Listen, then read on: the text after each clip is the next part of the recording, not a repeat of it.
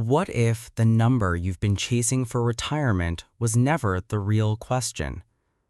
Most people in Singapore spend years worrying about one thing. How much money do I need to retire? They read articles, they open spreadsheets, they ask friends what a comfortable number looks like. And somehow, no matter what number they land on, it never feels like enough. Here's the strange part. That question, the one everyone obsesses over, might be the wrong question entirely. Think about your own life for a second. You wake up, you check your phone. Maybe you take the MRT to work, or maybe you're already at your desk by the time most people are still queuing for kopi downstairs. You spend your day solving problems, hitting targets, replying to messages you didn't ask for. And somewhere in the back of your mind, there's this quiet assumption that one day all of this stops and you get to rest. But rest looks different for different people, and that's exactly where the confusion begins. Ask 10 Singaporeans how much they need to retire, and you'll get 10 different numbers. Some say 500,000, some say 2 million, some just shrug and say as much as possible. None of them are wrong, but none of them have actually answered the real question first. Because here's the thing nobody tells you. The amount of money you need depends entirely on the life you're picturing, and most people have never actually pictured it. So let's flip the question.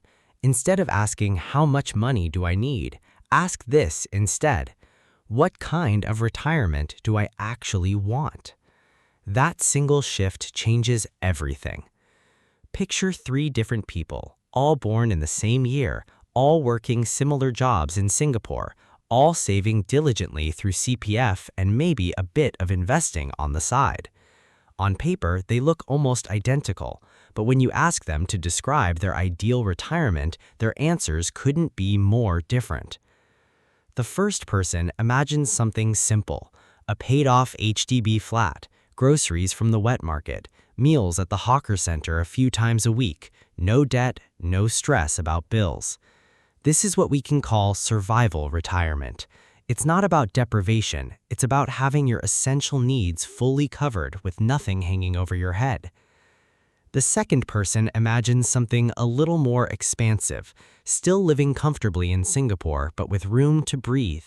Maybe a short trip to Bangkok or Bali once or twice a year, dinner out without checking the price first, a bit of healthcare buffer just in case.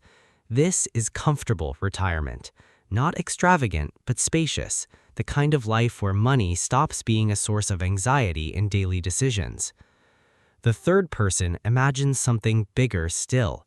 International travel several times a year, private healthcare instead of relying purely on subsidized options, time and money for hobbies that actually cost something, golf, photography gear, fine dining, maybe even supporting grandchildren's education. This is luxury retirement. It's not about showing off, it's about having genuinely wide freedom in how you spend your time and money. Here's what's fascinating. These 3 people could need retirement savings that differ by hundreds of thousands, sometimes over $1 million, depending on which version of retirement they're actually aiming for. And yet, most people never sit down and choose. They just save. They contribute to CPF because it's mandatory. They put money into unit trusts or index funds because someone told them to. They keep working, keep saving, keep hoping that somewhere down the line it'll be enough. But enough for what? This is why so many Singaporeans feel a strange, low-grade anxiety about retirement, even while they're doing everything right. They're optimizing for a target they've never actually defined. It's like training for a marathon without knowing if the race is 5 kilometers or 50. Let's slow down for a moment and look at what actually separates these 3 retirement types, because the differences aren't just about luxury versus simplicity. They're about specific, real costs. Survival retirement in Singapore today often means monthly expenses somewhere in the range of $1,500 to $2,000 a month. Housing paid off, basic food, utilities, transport, occasional healthcare. It's a modest life, but a stable one. Comfortable retirement usually pushes that number toward $3,000 to $4,000 a month.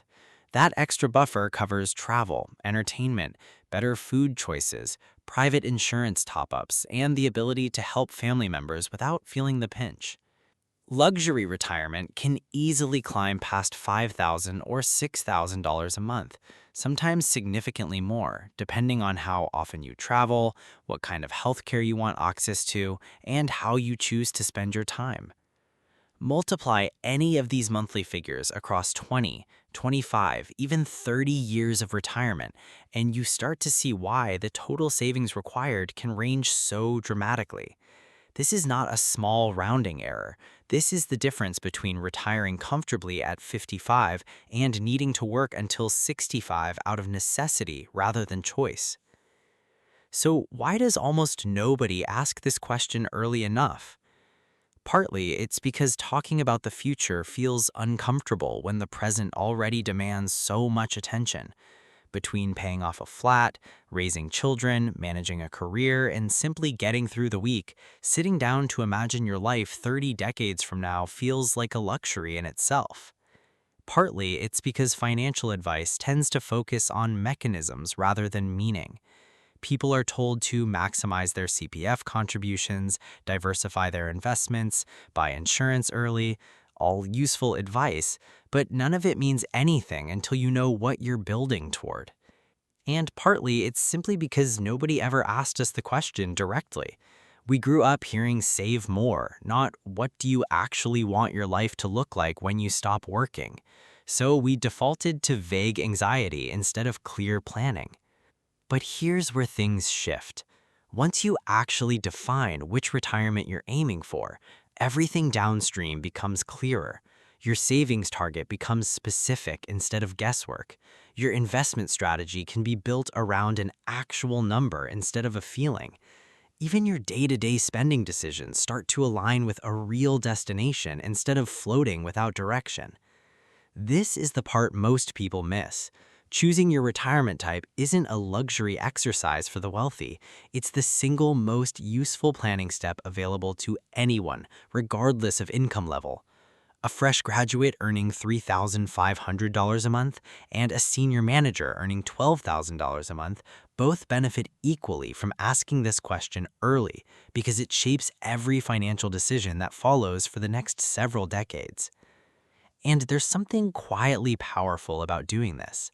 When you know exactly which retirement you're building toward, saving stops feeling like sacrifice. It starts feeling like construction. Every dollar you set aside isn't just disappearing into an abstract future. It's a brick placed toward a specific, imagined life you actually chose. So here's a small exercise worth trying today. Picture yourself 20 or 30 years from now on an ordinary Tuesday. Not a special occasion, just a normal day. Where are you living? What does your morning look like? Are you traveling that month, or are you simply enjoying a quiet routine at home? Are you covering your own healthcare comfortably or relying entirely on subsidized options? That mental picture, however rough, is more valuable than any generic savings target you'll find online because it turns an abstract fear into a concrete plan. The truth is, nobody can tell you which retirement is right for you. Survival, comfortable, and luxury aren't ranked from worst to best. They're simply different versions of a good life, and the right one depends entirely on your values, your family situation, and what actually brings you fulfillment. What matters is that you choose consciously instead of drifting toward whatever number happens to accumulate by default. So the next time someone asks how much you need to retire, don't rush to answer with a dollar figure. Answer with a picture instead. Because once you know what kind of retirement you're building toward, the money becomes a tool, not a mystery. And that shift from chasing an unknown number to designing a chosen life might be the most valuable financial decision you make all year.